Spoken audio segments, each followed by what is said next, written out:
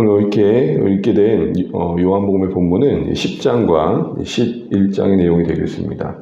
거듭 말씀드린 것처럼 요한복음은 20장 31절에 이야기하고 있는 기록 목적을 염두하고 읽어갈 때 조금 더 분명하게 보이는 부분들이 있습니다. 그 기록 목적 첫 번째는 뭐였습니까? 예수님이 하나님의 아들이시다, 그리스도이신데 하나님 그분이시다 라는 사실을 믿게 하는 것과 그 예수님이 하나님의 아들 되심을 믿음으로 생명을 얻게 하는 데 있습니다. 이와 관련해서 특별히 요한복음은 예수님의 소위 자기 정체성 선언이라는 7가지의 자기 선언을 곳곳에 말씀하십니다. 오늘 우리가 앞에서부터 예수님은 자신은 생명의 떡이다, 또 세상의 빛이다 라고 말씀하셨는데, 오늘 세 번째로 10장에 보게 되면 2가지를 더 말씀하십니다. 나는 양의 문이라. 7절 보시는 것처럼 나는 양의 문이라. 그리고 11절에 보는 것처럼 나는 선한 목자다 라는 이야기로 예수님 자신의 메시아 되심의 의미가 무엇인지, 하나님의 아들로 우리를 구원하게 오신 그 하나님의 구원자이신 예수님은 어떤 분이신지를 보여주고 계십니다. 예수님이 이처럼 일상의 소재를 통해서 하늘의 언어를 담아내시는 그런 어떻게 보면 탁월한 분이시다는 생각들을 해보게 됩니다.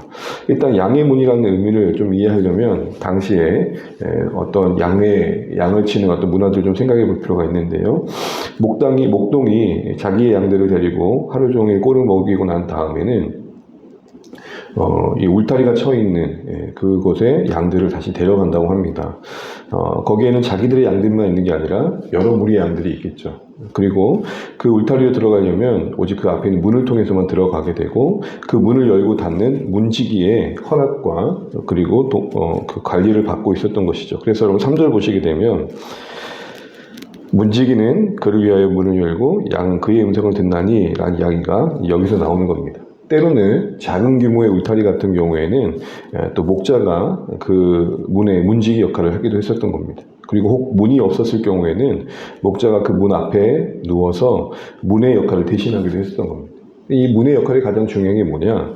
양들이 들락거리는, 들고 나는 그런 통로 역할을 했던 것이고, 양들이 들고 난다는 것은 꼴을 먹기 위함이었기 때문에 생명과 연관된 이미지를 할 수 있을 것입니다. 그리고 하루 종일 그렇게 꼴을 먹고 돌아온 뒤에 쉬는 곳이라는 이미지 중에서는 보호받는 곳이죠. 맹수로부터 보호받고 도둑으로부터 보호받는 이런 이미지가 있습니다. 그리고 그 문을 통과해야만 양들은 꼴을 먹기 위해서 넓은 들녘으로 갈 수 있었죠. 이런 의미에서 자유케 하는 의미도 있습니다. 이런 다양한 이미지가 문이라는 이미지 속에 있는데, 바로 그 문이 바로 예수님 그분이시다라고 말하는 겁니다. 양된 우리 인생에 예수님이 우리에게 생명을 주시고, 그리고 자유를 주시고, 그리고 우리를 보호해 주시는 분이다 라는 이야기를 하고 있는 겁니다. 이런 이미지를 담고 예수님 좀 더 예수님이 어떤 사랑으로 우리를 위하시는지를 선한 목자 이미지에 담아내십니다. 우리 11절, 12절 아까 읽었었는데 같이 한번만 읽어볼게요. 나는 선한 목자라. 선한 목자는 양들을 위하여 목숨을 버리거니와 삭구는 목자가 아니요 양도 제 양이 아니라. 이리가 오는 것을 보면 양을 버리고 달아나가니 이리가 양을 물어가도 또 해치느니라. 선한 목자로서 자신을 드러내실 때 염두하고 있는 존재가 삭군이죠. 삭군은 목자인 듯 하나 진정한 목자가 아닌 것은 양을 통해서 자신의 이득을 취하는 자라는 겁니다. 혹여라도 위험한 순간이 생기면 양을 버리고 도망간다는 겁니다. 그런데 선한 목자는 양을 지키기 위해 자신을 주시는 거라는 거죠. 근데 이것이 당시 사람들에게는 조금 의아할 수 있습니다. 내 양을 지키는 건 맞지만 그렇다고 자기 목숨을 걸면서까지 지킬 건 아니거든요. 이런 측면에서 선한 목자로서 자신을 드러내실 때 양을 위해 목숨까지 버린다라는 이 이미지는 그만큼 예수님이 자신을 희생하심으로 양된 우리의 인생을 살리시는 그런 사랑의 하나님이심을 우리에게 보여주고 있는 것입니다. 그래서 쭉 이야기를 보게 되면 삭군과 대비돼 가지고 이 예수님이 선한 목자로서 희생을 통해서 이루실 일들을 우리가 다시 한번 생각해 보게 됩니다. 17절 보시게 되면 선한 목자로서 이런 말씀을 하시죠. 내가 내 목숨을 버리는 것은 그것을 내가 다시 얻기 위함이니 이로 말미암아 아버지께서 나를 사랑하시느니라. 18절 이를 내게서 빼앗는 자가 있는 것이 아니라 내가 스스로 버리노라. 나를 버릴 권세도 있고 다시 얻을 권세도 있으니 이 계명은 내 아버지께서 받았노라 하시니라. 선한 목자의 이미지 속에 자신을 드린 희생도 있지만 사실은 그 희생은 단순한 그냥 죽어 없어지는 희생이 아니라 다시 생명의 부활을 이루는 그런 희생이라는 것들을 다시 한번 언급하십니다. 참 모호한 표현들이지만 이 안에 십자가의 죽음과 부활의 소망을 담아내고 계시는 것이죠. 그래서 11장에 보시게 되면 이 부분을 조금 더 구체화하는데 그게 뭐냐면 예수님이 부활이요 생명이심을 증거합니다. 11장 25절 같이 한번 읽어보죠. 11장 25절 예수께서 이르시되 나는 부활이요 생명이니 나를 믿는 자는 죽어도 살겠고. 오늘 5번째로 예수님이 자기 정체성을 말씀하실 때 나는 부활이다, 생명이다 라고 선언하고 계시고 그런 예수님 그 자신을 믿는 자가 죽어도 살겠고 또 믿는 자는 이제 살아서 믿는 자는 영원히 죽지 않는다라고 말씀합니다. 여기 보시게 되면 나를 믿는 자는 죽어도 살겠고 라는 말이 있습니다. 언뜻 보면 죽음을 부정하는 것 같지만 죽음을 부정한다는 말이 아니라 죽음이 최종 권세가 되지 않게 하신다라는 겁니다. 죽음이 죽음으로 끝나는 게 아니라 죽음 이후에 통과해서 생명으로 이어지는 그런 부활의 소망을 다시 한번 강조하시는 겁니다. 이런 부활에 참여하려면 26절에 살아있을 때, 기회가 주어졌을 때 예수를 믿는 것이 믿어야 된다 이렇게 말씀하고 계시는 것이죠. 이 말씀을 하신 배경이 되는 게 뭡니까? 바로 사랑했던 형제 나사로의 죽음 가운데서 그가 무덤에서 썩어 있을 때 그의 죽은 시체를 다시 살리시는 사건을 통해서 그 배경 속에서 이 말씀을 하고 계시죠. 11장에 이 나사로의 죽음과 관련된 그 동생들 마리아와 마르다의 대화를 통해서도 이제 많은 것들을 생각할 수 있겠지만 오늘 이 예수님의 자기 정체성만을 가지고 본다면 예수님은 나사로가 죽은 자 가운데서 살아난 것처럼 부활이 되어주심을 말씀합니다. 그런데요 한 가지만 더 주목해 볼 표현은 25절 다시 보시겠습니까? 나는 부활이요 라고 말씀합니다. 나는 부활을 일으키는 자요 라고 하지 않고 예수님 그 자신이 부활이라는 겁니다. 사실은 내가 부활이다 라고 말씀하실 때 그 앞에 어떤 이야기가 있냐면 이제 마르다와의 대화인데 예수님이 이제 방문하셨을 때 마르다가 아쉬운 표현을 하죠. 예수님이 계셨더라면 우리 오라비가 죽지 않았을 텐데요. 원망이라기보단 아쉬움입니다.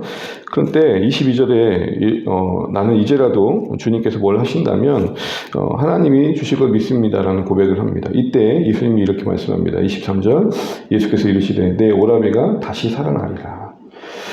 이 말은 지금 예수님께서 나사로가 살아날 것에 대한 말씀을 하신 건데 마르다는 뭐라고 말합니까? 24절 볼까요? 24절 함께 읽죠. 마르다가 이르되 마지막 날 부활 때에는 다시 살아날 줄로 내가 아나이다. 그러니까 지금 예수님이 말씀하신 것을 마르다는 미래의 사건으로 받아들인 거예요. 저도 알고 있습니다. 나중에 하나님께서 우리를 부활시켜서 그냥 믿습니다. 그러나 예수님이 하신 말씀은 뭐죠? 지금입니다. 그런 의미에서 예수님이 뭐라고 말씀하냐면 나는 부활이다 라고 말합니다. 그러니까 나는 어떤 부활이라는 사건을 일으키는 어떤 그 정도가 아니라 내가 부활이다. 이 말인즉슨 부활이신 예수님과의 관계 속에서 지금도 우리는 그 부활의 생명을 누릴 수 있음을 말하는 겁니다. 예수님 말씀하신 부활이라는 게 단순히 죽었다가 다시 사는 정도가 아니라 결국 하시는 말씀의 요지는 부활이신 예수님과의 관계 속에서 누리는 생명, 그게 부활이라는 것이고 그 생명을 가진 자들이 후에 죽음을 이기는 부활로 경험된다라는 겁니다. 이런 측면에서 보면 예수님 단순히 부활이라는 사건을 일으키는 어떤 주체 정도가 아니라 부활 그 자체이시기 때문에 우리는 예수님과 지금 이 땅에서 살아가는 날 동안도 부활이신 예수님과 관계 속에서 죽음을 이기는 능력을 경험해 갈 수 있는 소망을 이 말씀을 통해 갖게 되는 것입니다. 단순히 나중에 경험할 부활 정도가 아니라 지금 여기서 우리의 영혼이 날마다 주님과 함께 거하며 부활이신 예수님이 주신 생명으로 살아날 수 있음을 말하는 겁니다. 이렇게 보면 우린 다시 한번 우리와 예수님과의 관계 속에서 이 생명의 부활을 누리고 있는지를 점검해 보게 되는 거죠. 우리는 날마다 죽음으로 몰아간 게 얼마나 많습니까? 육체의 고단함이 그러하고 세상을 바라볼 때 우리의 시선이 그러하고 우리의 현실이 우리를 죽을 듯 삼키우게 될 때가 참 많습니다. 그럴 때마다 부활이신 예수님과의 관계가 오늘 우리 삶 가운데 지금 여기서 경험될 수 있는 능력이라는 것을 다시 한번 잊지 않아야겠고, 우리가 말하는 것처럼 예수로 말미암아 다시 살게 되는 은혜를 누릴 수 있는 그런 삶을 살아가야겠다라는 생각을 다시 한번 해보게 됩니다.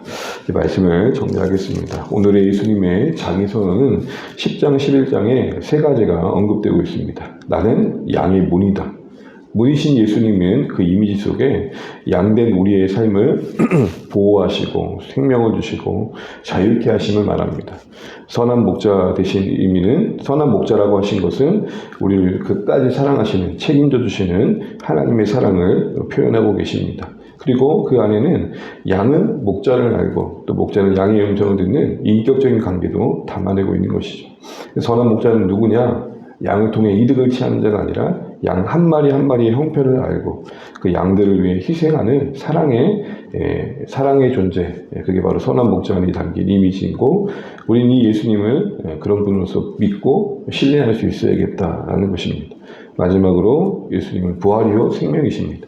죽음 한복판에 다들 아파하고 눈물 흘리고 있는 그곳에 오늘 예수님이 찾아가셔서 부활의 생명 되심을 증거하시고, 그것이 마르다의 고백처럼 장차 일어날 부활 정도가 아니라 지금 여기서 경험할 수 있는 부활이라고 말씀하심을 통해서 오늘 우리에게 이 생명을 누리고 있는지를 묻고 계시는 듯합니다. 사랑하는 주 안에 가족 여러분, 유독 요한복음은 그 시선을 예수님께 집중시킵니다. 다른 복음서들도 예수님이 하신 말씀과 사건을 기록하고 있지만 예수님 그 자체에 더 우리의 시선을 두게 하는 것은 요한복음에 더 많은 내용들이 나와 있습니다. 그래서 요한복음 읽는 동안 우리가 예수님을 더 인격적으로 알아가고 배워가고 그리고 우리의 현실에 믿음으로 누려가는 은혜를 경험하면 좋겠습니다. 오늘 하루 예수님의 자기 선언을 많이 묵상하십시오. 예수님이 양의 문이 되신다. 예수님이 선한 목자 되신다. 예수님이 부활이고 생명이다. 이걸 누리려면 우리가 다시 한번 생각할 것들이 있습니다. 우리가 양된 인생이다. 양이 양임을 인정할 때 은혜가 있는 겁니다.